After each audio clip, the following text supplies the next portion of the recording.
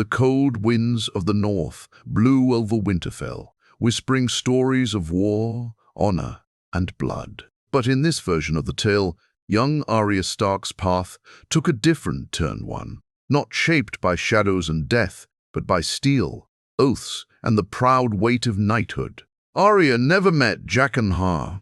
She never went to Bravos, never walked the halls of the House of Black and White, and never learned to become no one. Instead, she remained in Westeros, hidden under the care of a loyal bannerman after escaping King's Landing following her father's execution. She didn't lose herself in the darkness of vengeance. She found a different purpose. While wandering alone, dressed as a boy and carrying needle, she came across Sir Garland Tyrell, brother to Sir Loras. Garland, known for his kindness and skill in battle, was moved by Arya's courage and the sadness in her eyes. He offered her shelter and food, expecting nothing in return. Arya, full of fire and stubborn pride, challenged him to a duel instead. Amused, Garland accepted. She lost, of course, but she impressed him. "You fight like a wolf," he said, offering his hand. "Let me teach you how to be a knight." At first, Arya laughed. "Girls can't be knights," she said bitterly. "Rules are written by men," Garland replied. "But courage doesn't care what you are." That night, Arya stared at the stars and remembered her father's words. "You might be a lady," he once said, "but that doesn't mean you can't fight." Maybe she could be something else, something no Stark girl had ever been before. And so, while the War of the Five Kings raged on, Arya lived in secret with Garland at a small Tyrell outpost, far from the eyes of the Lannisters. She trained with sword and shield, learning the code of honor, learning to protect, not just to kill. She still remembered her list Cersei, the mountain, Walder Frey, but her focus shifted. Revenge began to fade. Duty took its place. Arya grew strong. Her style was unlike any other.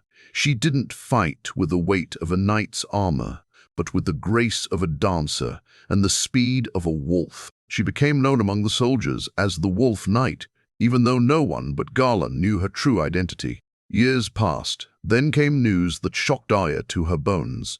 Robb Stark, her brother, had been murdered at the Twins. Her mother, too. The Red Wedding. Arya's hand trembled as she held the letter. Garland watched her carefully. "You want to ride north?" he asked. "No," Arya whispered. "I want to fight." The fire of vengeance returned, but it burned differently now. It didn't want blood for blood. It wanted justice. Arya swore an oath, right there in front of the old gods and the new. She would ride north, reclaim her home, and serve her people as a knight of Winterfell. She would be more than a ghost seeking revenge. She would be the sword that guarded the realms of men. Garland handed her a white cloak. "You've earned it," he said. "Not by name, by heart." Arya Stark, the girl who had once chased cats through the halls of Winterfell, now rode under a banner not of shadows, but of honor. Her sword was not hidden. Her face was not masked. She was no longer a girl with no name. She was Arya Stark of Winterfell, and her journey was just beginning. Arya rode north with fire in her veins and a sword on her back. The roads were broken and cold, littered with the dead and the desperate. War had turned the realm into a graveyard, and the banners of old houses lay torn and forgotten in the mud. But Arya wasn't afraid. Not anymore. She wore no shining armor. Her cloak was white, but her clothes were worn. Her horse was tired and her coin pouch nearly empty. But her name, her true name, was strong enough. Arya Stark, daughter of Ned Stark, and now a knight sworn to justice, not vengeance. Her first stop was a village near the Neck, where rumors spread like firewood under storm. A Bolton man had taken control, calling himself Lord, ruling the small folk with cruelty. Arya stayed quiet, watched from the shadows. She saw a child beaten for stealing bread, a mother dragged into the woods by soldiers, and old men left to starve in locked homes. That night, she took out her sword, not needle, but a new blade gifted by Garland, made of castle-forged steel. She wrapped her cloak around her shoulders, tied her hair back, and walked into the tavern where the Bolton men laughed with bloody teeth. "I heard your lord likes to steal from children," she said, voice calm. The room went quiet. The soldiers turned, confused at the young girl standing alone. "Who are you?" one asked. She stepped forward.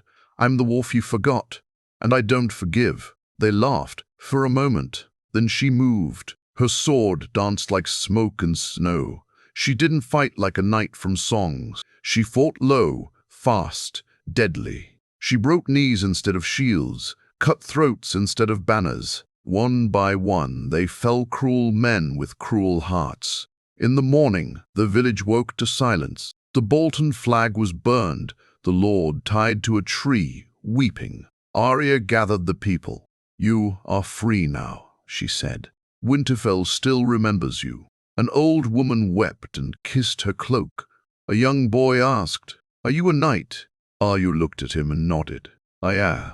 Looked at him and nodded. "I am, but not the kind who hides behind walls." Word spread fast of a girl knight riding north, cleaning the lands of those who used power for pain. Some said she was a ghost, others, a Stark risen from the dead. But all agreed on one thing: she was hope. The first hope the North had felt in years.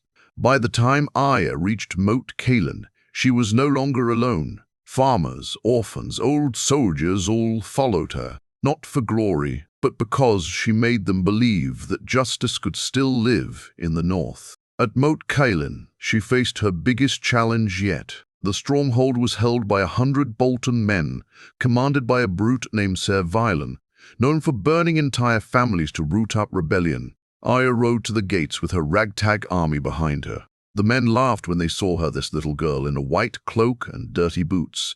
"You think you can scare me?" Ser Violin shouted. "You're no knight." Arya removed her cloak, revealing her sword. "You're right," she said, "I'm a Stark." And she charged. The battle was brutal. Arya led from the front, cutting through lines with speed and fury. Her people fought like wolves, angry, hungry, wild. Ser Violin reached her in the chaos and struck hard, breaking her arm with a blow.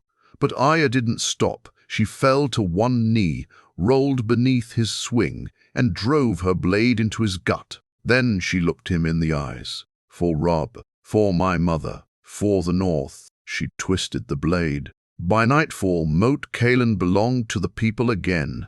Arya stood above its walls, a blooded knight, her white cloak torn but still shining in the moonlight.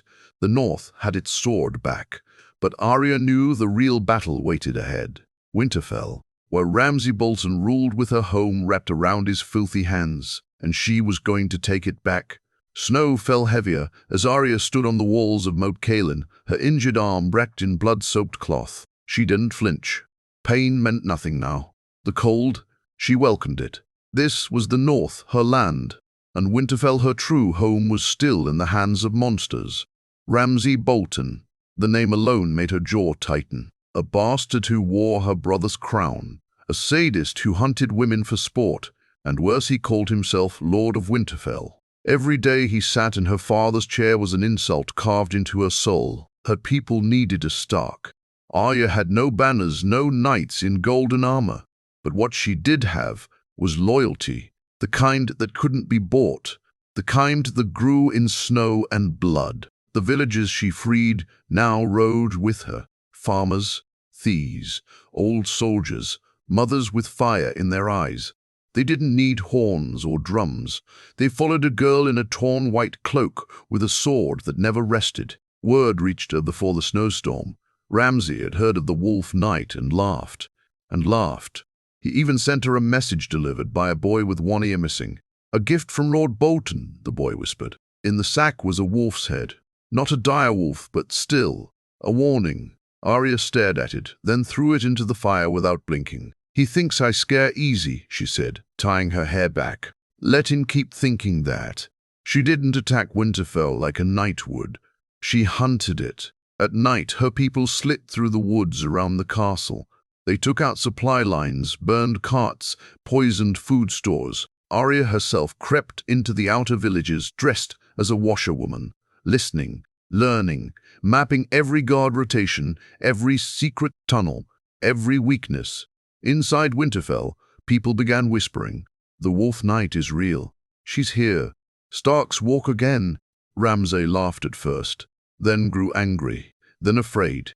He doubled his guards, had servants whipped, lit fires around the castle to chase the shadows away. But Arya had learned patience from Garland. This wasn't about rage. It was about striking when it hurt the most. Then she found her chance.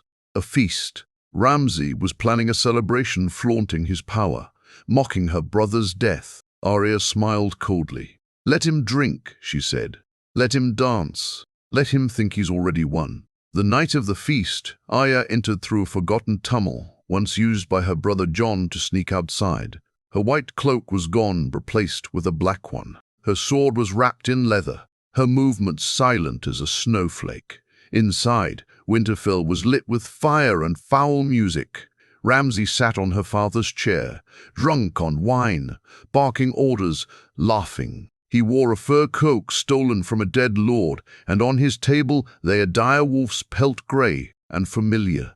Arya's eyes burned. She slipped into the great hall dressed as a servant. No one looked twice. She poured wine, carried meat, moved through the room like a shadow. And when Ramsay leaned back, laughing at his latest horror howl, he fed a man to his dogs for speaking of Stark's Arya struck. A blade slid clean through his chest. He didn't scream at first, just looked confused. Then she whispered in his ear, "Winterfell is mine. You were only keeping it warm." She twisted the sword and pulled it free. Chaos exploded. Soldiers screamed. Wine spilled like blood. Arya leapt onto the table, her blade dripping, her eyes wild. "The North remembers," she shouted. "The Starks are not dead." The villagers she had snuck inside as servants drew hidden blades. The people of Winterfell, tired of fear, tired of Ramsay, rose with them. In the courtyard, her army stormed in. The gates had already been unbolted from inside. It wasn't a battle, it was a cleansing. By dawn, the flayed banners were torn down. The wolf of House Stark flew again. Arya stood in the god's wood, her hand on the old heart tree, whispering to her father. "I didn't take vengeance," she said. "I took justice. I took back our home." She didn't sit on the Lord's chair. She left that to her brother Jon, now marching south with the Night's Watch. Arya had no interest in ruling. She was a knight, and there was still work to do. Winterfell was hers again, but peace had not yet come. The walls were cleaned, the floors washed of blood, the flayed man banners burned to ash. Yet Arya didn't rest. She couldn't. She stood on the battlements in silence, watching the snow fall, knowing something still pulled her beyond the walls. Trouble always had a way of finding the Starks. That night a raven came. The letter was sealed with black wax bearing a strange mark, half lion, half sun. Arya frowned. This wasn't from the north, or from Jon. It was from the Riverlands, where war still lingered like smoke. The letter was short, written in a shaky hand. "The Brotherhood rides again, not for the people, but for coin. They have hanged children, Arya Stark. They wear no faces now, only masks. Their leader claims to speak for the old gods, but he drinks the blood of the living. They have taken our village. Please, help us." It was signed by a name she hadn't heard in years, Gendry. Her heart twisted. Gendry, the blacksmith boy she'd once escaped King's Landing with. The boy who made her laugh, who had called her Molady just to annoy her. She'd left him behind to chase a path of death. Now, he was the one in danger. Arya packed that very hour. She wore no sigils, no banners, only her sword, her cloak, and a mind sharpened by years of pain and war. The North tried to stop her villagers, begged her to stay. Soldiers swore they would die for her. But Arya only said one thing: "I swore to protect the people, all of them." And she rode, through icy forests, across frozen rivers, through villages where crows circled the skies like omens. The riverlands were rotting. No king ruled here now, only warlords, bandits, and worse pretenders. The Brotherhood without banners had once been protectors. Now they were something else. Gendry's letter hadn't lied. Arya saw burned homes, bodies strung from trees, and fear in every child's eyes. Then she found a survivor. A girl, no older than 10, hiding in a stable. Her arms were bruised, her dress torn. Arya knelt beside her and asked softly, "Who did this?" The girl looked up, tears in her eyes. "They wore black. with red hands painted on their chests. They said the gods told them to punish the weak. They killed my brother, hung him upside down. Arya's grip on her sword tightened. She gave the girl her cloak, built a fire, and fed her from her own pack. "You're safe now," she whispered. But she knew what had to be done. She tracked the Brotherhood to an old village near a broken bridge. Fires burned in every house. Masks covered their faces, grotesque, twisted, bone-white. They spoke like priests, but their swords were wet with blood. Their leader stood tall, dressed in a red and black robe. He wore no mask. Arya saw his face clearly, and her blood froze. It was Thoros of Myr, or what was left of him. His eyes were glassy, his skin pale, but he moved with life. Too much life. The fire priest who once raised men from death had now become something else. Something kept alive by forbidden rites. He drank from a chalice filled with dark red liquid, and the men bowed to him like a god. "We are the gods' flame," he roared, "and all shall burn who disobey." Arya stepped forward from the shadows. "You've fallen far, Thoros." The priest turned, his eyes lit with something like recognition but twisted. "Arya Stark, the faceless wolf. I wondered when you'd come." "I didn't come for you," she said. "I didn't come for you," she said. "I came for Gendry." Thoros laughed. "Ah, the bastard boy. He tried to challenge me. He failed. He's hanging now right beside the bridge." Arya didn't answer. She ran, through the fire, past the guards, cutting them down like whispers. Her blade moved faster than their eyes could follow. She reached the bridge and saw him. Gendry, hanging by his wrists, beaten, barely breathing. She cut him down, caught him as he fell. He looked up at her, blood on his face. "I knew you'd come," he whispered. Arya turned, facing the flames and the horde of masked men charging toward her. Her sword gleamed in the firelight. She whispered to herself, "I am not no one. I am Arya Stark.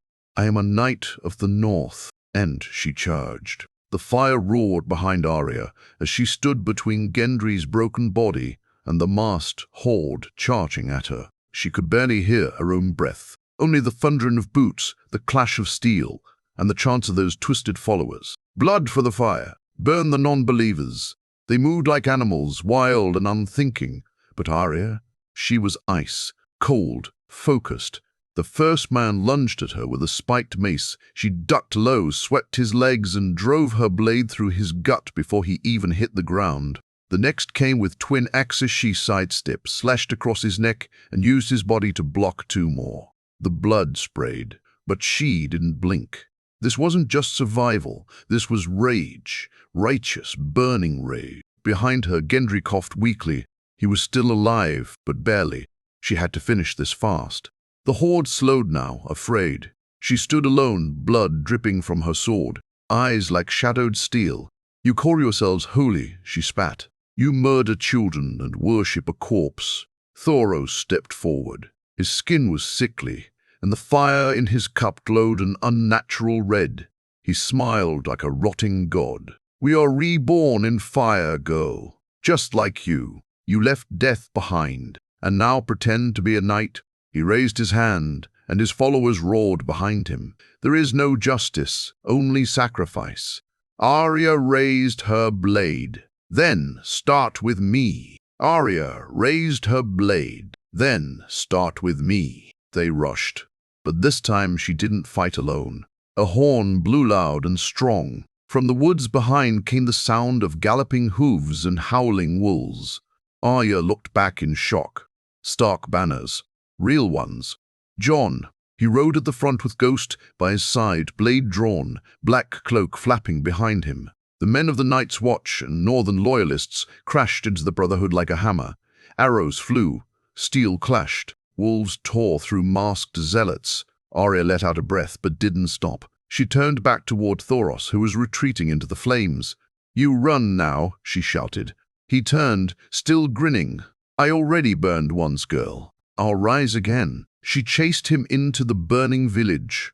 The fire was everywhere, devouring wood and flesh alike. Thoros moved like a phantom through the smoke, vanishing and reappearing with that red flame in his hands. Arya coughed, eyes burning, heart pounding. He struck first, swinging a chain wrapped in flame. It caught her shoulder, searing through her cloak and skin. She screamed but kept her grip.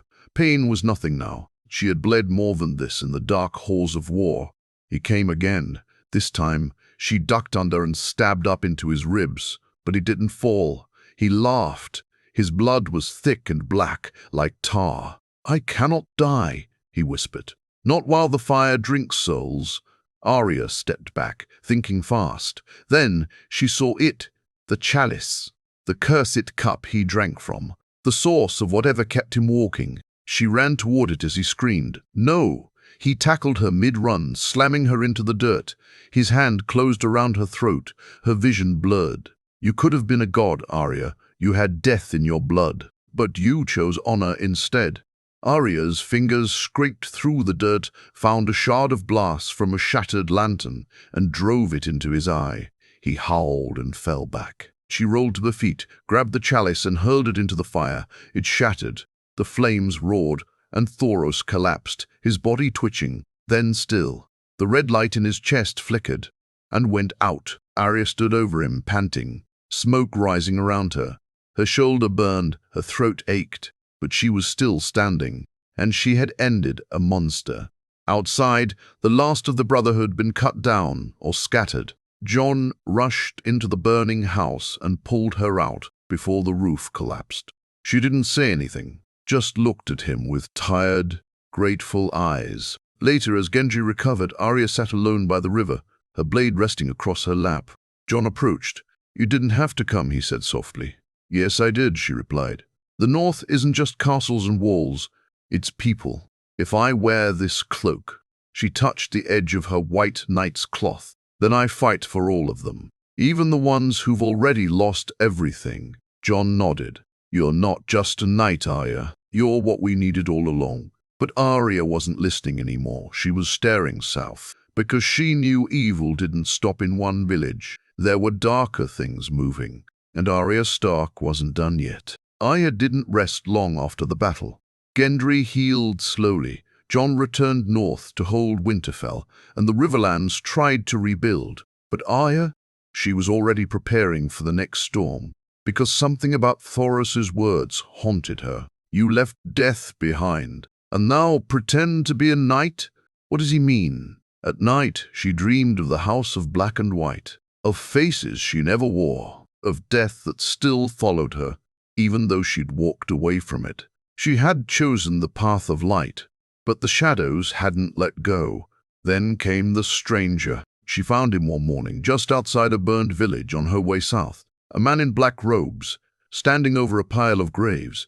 His face was hidden, but his voice was smooth, like silk and ice. "You killed Thoros," he said calmly without turning. Arya reached for her sword. "He was a monster.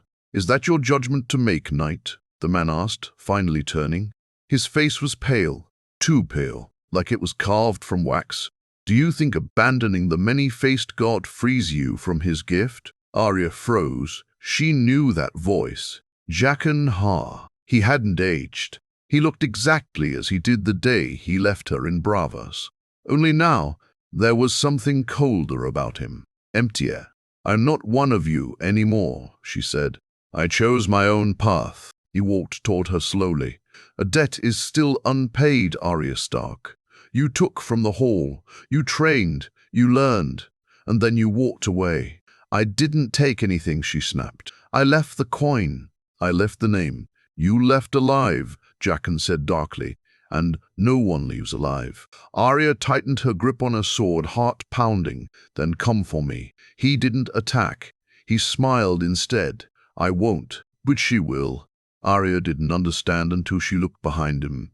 Out of the woods came a girl, no older than 20. Her face, it was hers, not similar, not close. It was exactly Arya's face. Same eyes, same scars, same half smirk, same walk, only this version wore black armor and carried twin daggers soaked in poison. Arya stepped back, horror crawling up her spine. "What the hell is this?" "She took the face you left behind," Jaqen said softly. "The many-faced god doesn't waste his gifts. When you turned away from death, we gave it to someone who embraces it fully." The girl spoke for the first time. Her voice was Arya's too, but colder, emotionless.